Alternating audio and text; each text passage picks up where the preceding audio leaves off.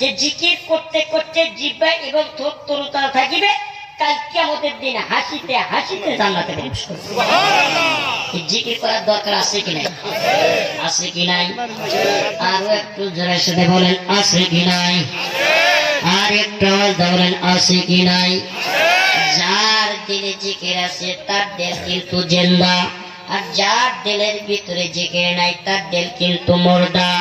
আমার আপনার দিল মুর্দা না জিন্দা? আর কার দিল জিন্দা একটু হাত তোলেন তো দেখি। আলহামদুলিল্লাহ। হাত নামান।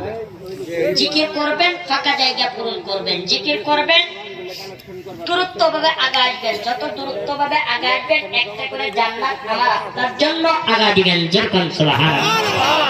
আমরা জাহান্নাম চাই নাকি জান্নাত চাই? হ্যাঁ, জান্নাত চাই। তাহলে জান্নাত যদি পেতে চান তাহলে আগাইতে হবে। যেরকম কথা ঠিক ঠিক। হ্যাঁ, আল্লাহ রাসূল সাল্লাল্লাহু আলাইহি ওয়াসাল্লাম বলেছেন যে কারো জন্য জান্নাতের দরজা খোলা হবে না, কারো জন্য জান্নাতের দরজা খোলা হবে না। একমাত্র জান্নাতের দরজা খোলা হবে ওনার জন্য, আখিরি নবীর উম্মতের জন্য। যেরকম কথা ঠিক কিনা?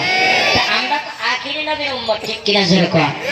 আচ্ছা, আখিরি নবীর উম্মতের দাম কম না বেশি? বেশি।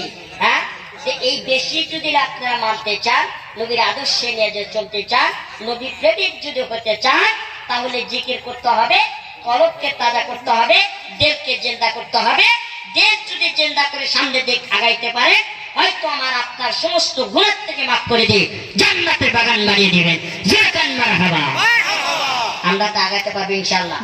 আর যে আগাইবে না, সামনে দিক আসবে না, কিন্তু সে আমি মনে করব ওই লোকটা হলো শয়তানের খালাতো ভাই। ঠিক? আর একটু কি বলেন ঠিক কিনা?